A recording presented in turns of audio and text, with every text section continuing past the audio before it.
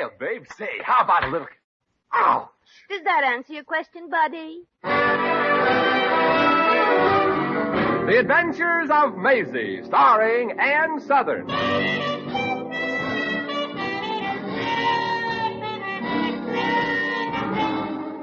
You all remember Metro-Goldwyn-Mayer's famous Maisie pictures. In just a moment, you'll hear Maisie in radio, starring the same glamorous star you all went to see and loved on the screen, Ann Sothern. But first, your announcer.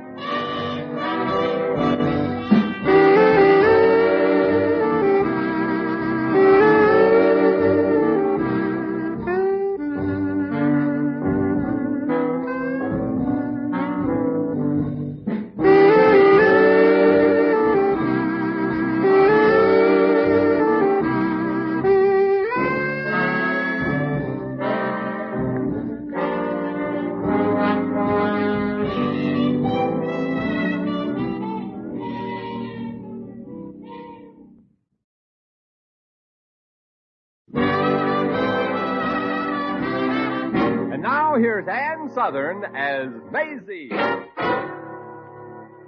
Yep, I'm Maisie, like the man said. Maisie Revere of Brooklyn. But right now I'm Maisie Revere of the Saltwater Hotel in Florida, where I'm known as Why Doesn't Room 380 Pay Your Bill and Get Out. I got here with a guy who had a mind-reading act and was known as Shangdula the Great, or if you knew him before, Max Gubernick. Well, I got questions from the audience and kept their eyes busy while Max palmed the questions and read them. The act went fine. Max read everybody's minds and found out they were all wonderful people. They loved that, thought he was great. Then he read my mind and found out what I was thinking about him and what his chances were, and I was out of a job. However, I stayed down at the hotel I wanted to eat, and finally today the assistant manager, a nice guy named Jim Thorndike, knocked at my door. Gee, I'd better not take any chances. Who is it? I'm busy in here. It's Jim Thorndike, Maisie, the assistant manager. Oh, well, Miss Revere just left down the fire escape, Mr. Thorndike. You better hurry down if you want to head her off at the gate. Hey, now, wait a minute. Who are you? I'm Carrie, the chambermaid. No, you aren't. I just passed Carrie in the hall. Well, bust my buttons, y'all trapped me. I'm Carrie's twin sister. I'm helping her out today. Well, in that case, I'm not really Jim Thorndike. I'm his twin brother, and I'm not mad at Miss Revere. Open the door, Carrie's twin sister. Oh, I guess I can't fool you, Mr. Thorndike. Oh, now, Maisie, I thought you were going to call me Jim. Oh, sure, Mr. Thorndike. I mean, Jim. Well, you haven't forgotten what happened the other night when we went walking in the moonlight, have you? Oh, no. I hope the scratches are all healed up now. Oh, I didn't mean that. I mean, what happened just before. Yeah, I remember. You kissed me. Oh, Maisie, I couldn't help myself. As soon as I put my arms around you, my blood turned to fire.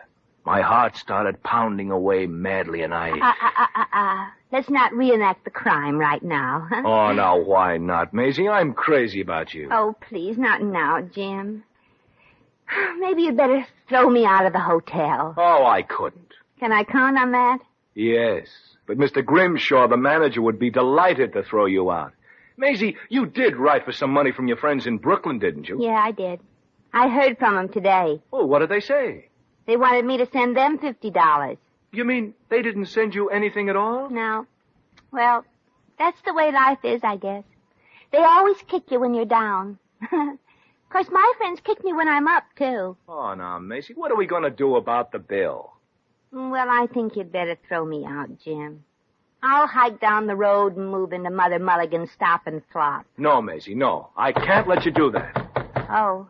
Who is it? It's Mr. Grimshaw, Miss Revere. Is Mr. Thorndike in there? No.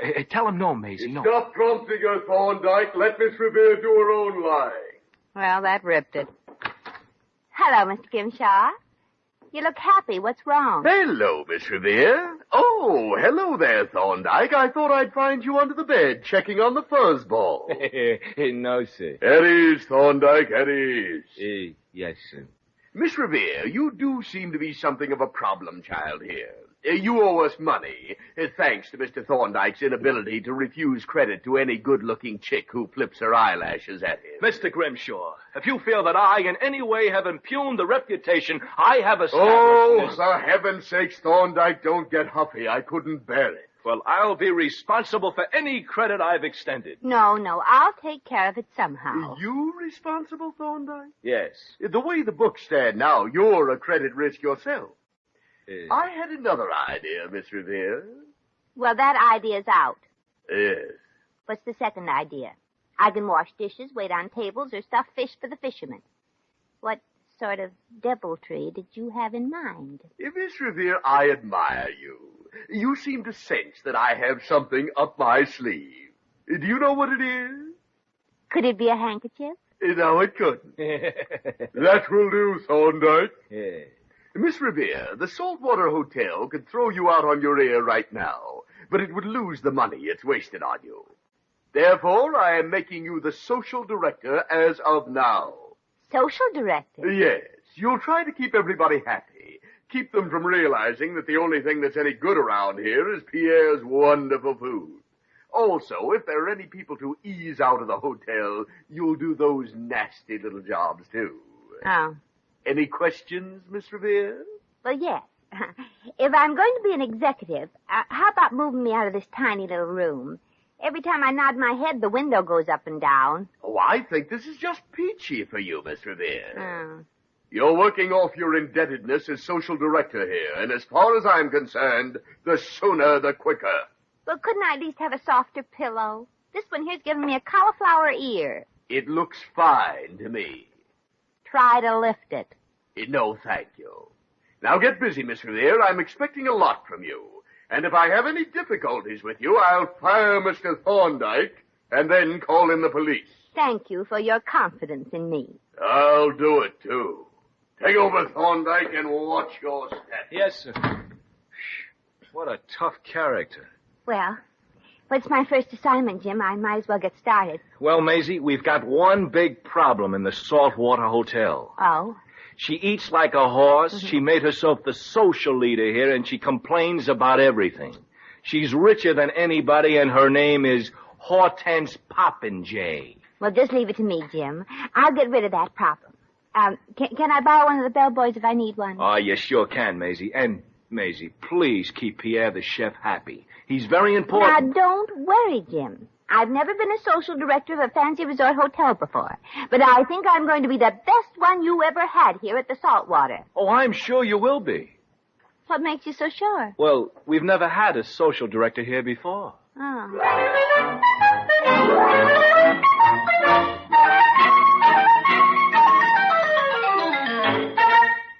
Oh, Sydney.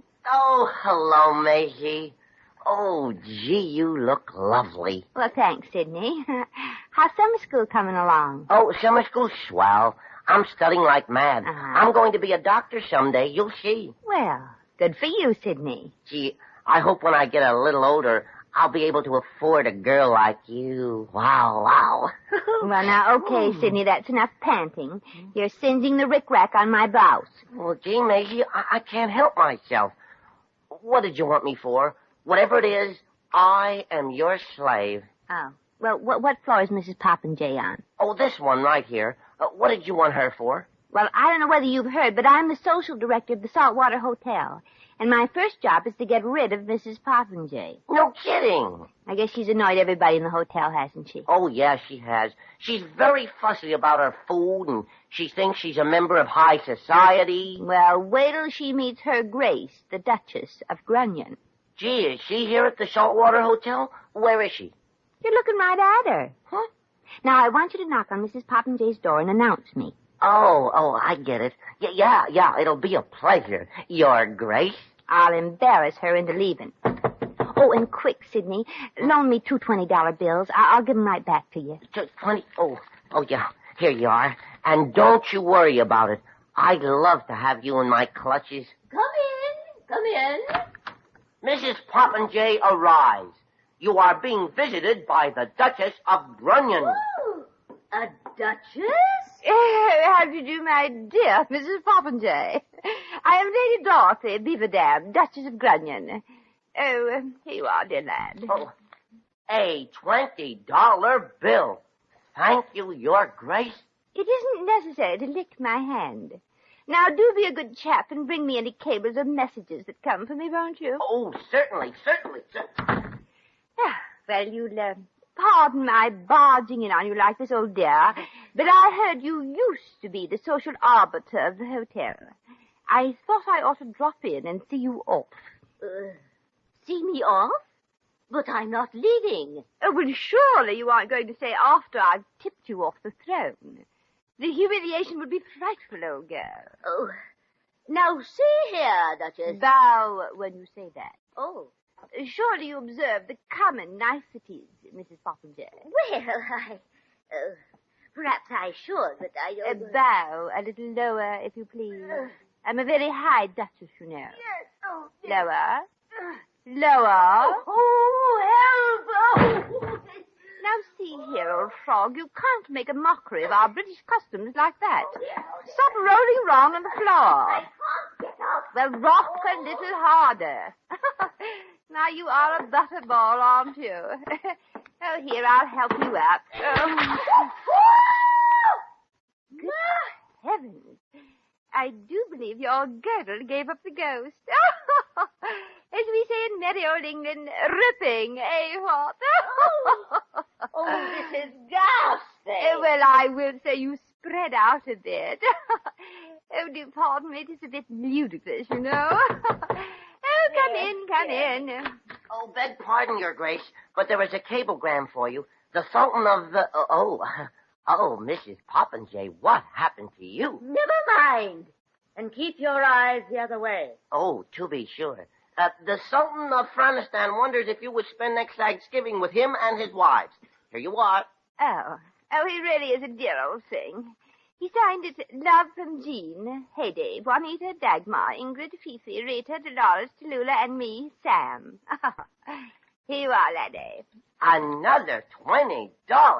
Thank you. And there's lots more where that came from. Don't be too sure. Are you leaving, Your Grace? She certainly is, and I'm leaving this hotel. I won't stand for this kind of treatment. Bully for you, Poppinger. That's the old spirit of 76. Go down to the desk right now and demand your independence. Don't think I will. Give me the manager and tell him to put on his asbestos earmuffs. I've got things to say that'll go right through him and fry his ear. Maisie, you were sensational. Yeah, I do that bit rather well. Mm-hmm. Oh, just keep that $40 in tips. Oh, gee, I never had so much fun with my own money before. Well, now I'm going down to the manager's office and get a little applause.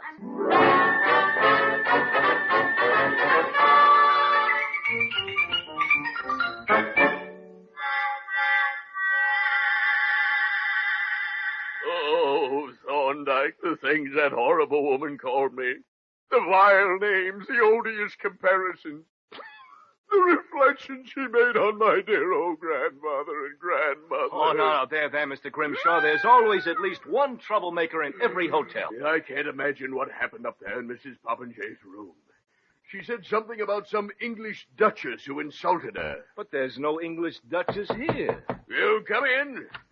How do you do, old chaps? Would you mind awfully dressing up a hot pot of free tea for the Duchess of Grunyon? Oh, no. Maisie, it was you. Uh-huh. I promised you I'd get rid of that problem, and I did. Mrs. Poppinger's leaving, thanks to me. Maisie, our problem was keeping her happy, not getting rid of her. And if she goes, we'll all be fired. She has the most expensive suite of rooms here, and she has plenty of wealthy friends who'll leave with her. Now, wait. Don't give up. I'm going to try a wonderful idea out of Mrs. Poppinger. Maybe I can keep her here. Well, what's the idea? Well, jeepers. I haven't thought of it yet.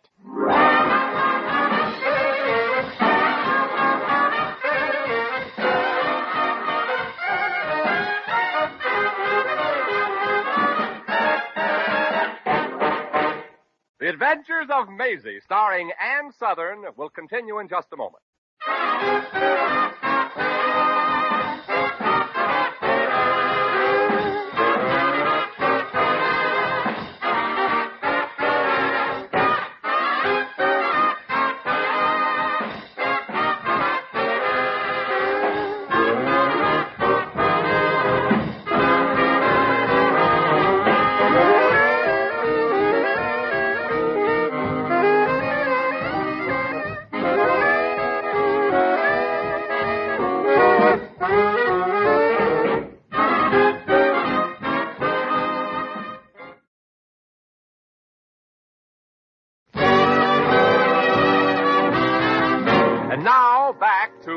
Maisie.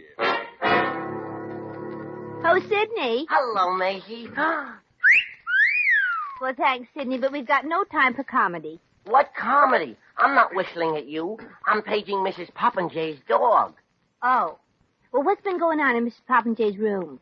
Are you insinuating that I had my ear to the keyhole of her room? Yes, and I can prove it. The key is still sticking in your ear. Oh, excuse me. Now, what's going on in there? She's packing and getting ready to leave, but she's going to have lunch first. She's crazy about food, you know. Yeah, I'm counting on that. Well, here goes nothing. Come in. Congratulations, Mrs. Poppinjay.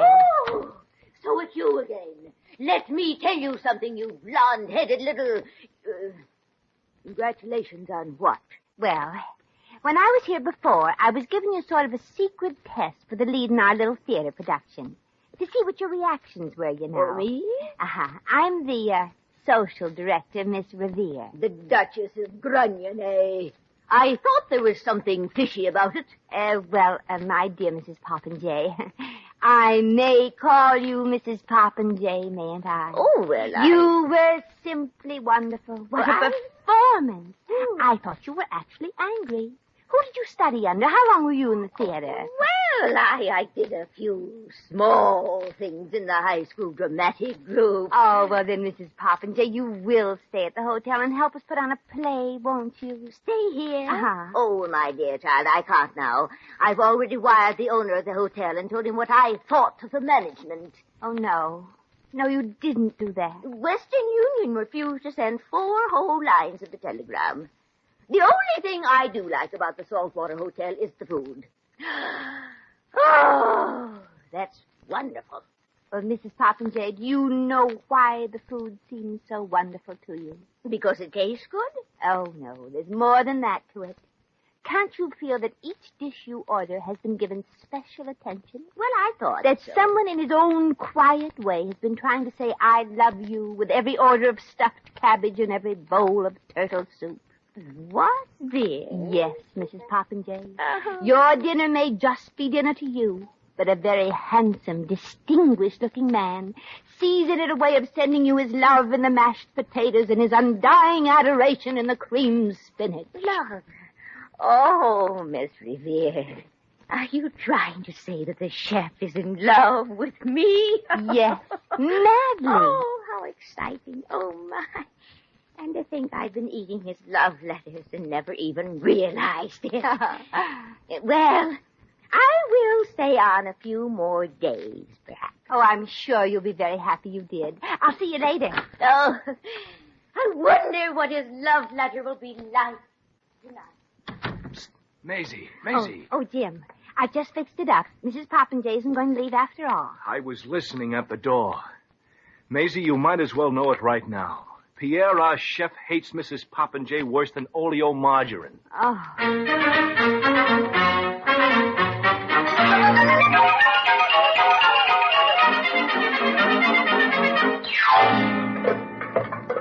Oh, but Pierre, you've never even seen her.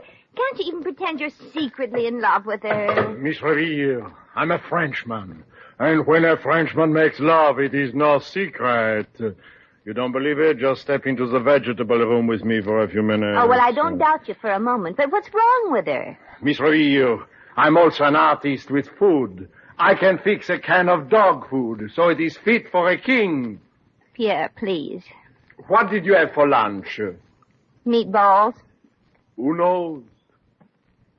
But, Miss Revere, when I fixed a lovely, tempting menu, and when Mrs. Poppinjay sees it, what happens? Instead of the shrimp cocktail, she wants oysters. Instead of the tomato soup, vichyssoise. Instead of the Long Island duckling, breast of Guinean, sous cloche.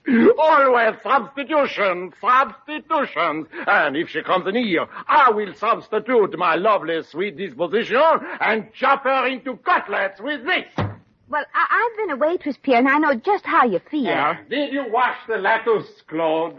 Oui, Pierre, even with soap. Bon. Yes, this Mrs. Poppinjay is always upsetting me, and I must be happy to do my best. Like now, I must put in a pinch of salt, So, a pinch of pepper. So, a pinch of garlic, a pinch of cloves, and a pinch... Ouch, Pierre. Pardonnez-moi. Oh, there's Pierre talking to Maisie. Where? Oh, yes. Mrs. Popinjay's coming down here right now. She wants to meet Pierre. Oh, no. I'm Mr. Cleaver. I'll call the police. Quick, grab him and take him into the vegetable room before he commits premeditated hamburger on Mrs. Popinjay. Let go of me. Right in here, hurry, and put something in his mouth to gag him. Right this way, please. Oh, well, I just wanted to look over the kitchen, you know. Oh, I love the food here. It's simply exquisite. And I've been all over the world and lots of other places, too. Oh, Miss Revere. Oh, hello, Mrs. Popinjay. Well, what are you doing here? Well, I'm just trying to keep accidents from happening to people. Accident Prevention Week, you know. Really? What could happen to anybody down here? Oh, anybody could get her throat cut. Run along, Sidney, or I'll smudge up your brass buttons. I'll be good. Well, Mrs. Popinjay, you could get your hand badly hurt if it went through the meat grinder. But how could my hand get in there in the first place? Very easy if somebody forced it. Oh, dear child. Now, tell me, where is that wonderful chef? Where is the genius who creates the marvelous food we have? Oh, well, just at the moment he's meditating. Oh? He's, thinking about something he'd like to cut up. Splendid! I wonder if he realizes that I am the one who ordered both the chicken tetrazzini and the beef grenadine last night. Oh, I'm sure he does. Oh, my. What was that? Just the mice. Yeah, you see, they do so well on Pierre's food that they grow to the size of Cocker Spaniels. Well, I think I'll be running along then. Yeah. Do tell Pierre that I was here to compliment him. Oh, I will. You follow me, Mrs. Popinjay. Well, we just made connections that time. Now, Pierre, promise not to blow your beret. It's all right. I will be quiet. Oh, that was a narrow squeak. Has she gone all right? Yes. Did you hear what she said, Pierre? She's eaten her way all around the world, and she thinks your food is the best. Well, she's right, of course, but it's nice of her to say it. She called you a genius, too. Of course, she may be wrong there. It's a matter of opinion. No. She sounded like a very intelligent woman. And she had 2 of your dinners last night. Intelligent and delightfully plump. I wonder if she speaks French. Well, just as long as she knows how to say yes, that's enough. I hear that in France hardly anyone ever says no. Miss Revere, you are the social director, n'est-ce pas? Yes. I wonder if you would arrange for me to meet this charming woman. Oh, I would be delighted to. I'll have a carriage ready for the 2 of you at 9 o'clock tonight. You know, she's rich, too. Rich, too?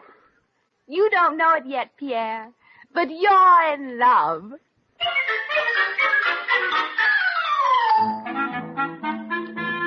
Goodbye. Have a nice ride. Thank you. Au revoir. Well, Maisie, I wonder how it'll work out. Well, they'll have plenty of time to get to know each other. The carriage driver is as deaf as a post.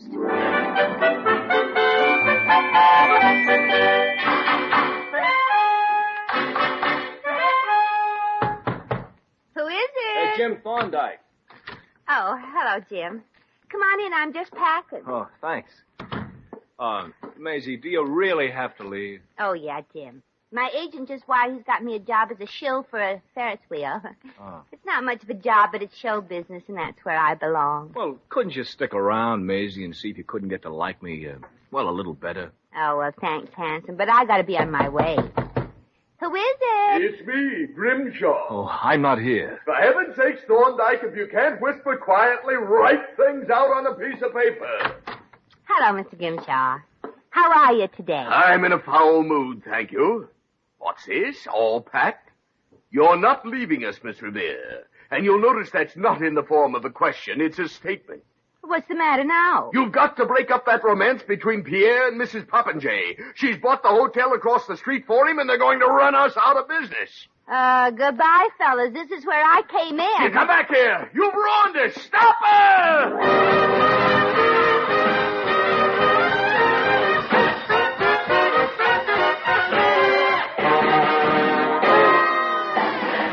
In just a moment, we shall return to the adventures of Maisie.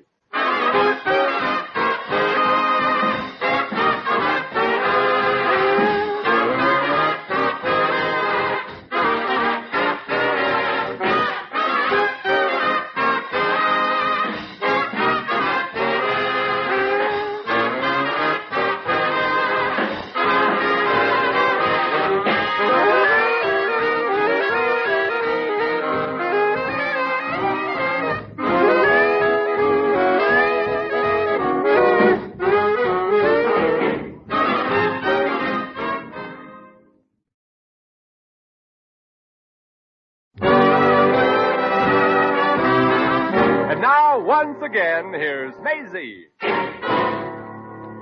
Well, Mrs. Popinjay and Pierre got married, and Jim wanted me to make it a double wedding. But I told him my boyfriend in Brooklyn wouldn't like being engaged to a married woman. He and Mr. Grimshaw got fired for letting Pierre get away from the hotel. But they got jobs at the hotel Mrs. Popinjay bought for Pierre to run. And everybody's happy. Everybody except me, of course. When I got to the Ferris wheel job, it was taken, and I ended up as a ticket jockey on a merry-go-round. I managed to fill it with grown men, but the kids are complaining to the management, and I guess they'll have to get a chance to say they went around with Maisie Revere, too. Well, come on, feet. You gotta find Maisie a job that isn't such a vicious circle. Let's get going.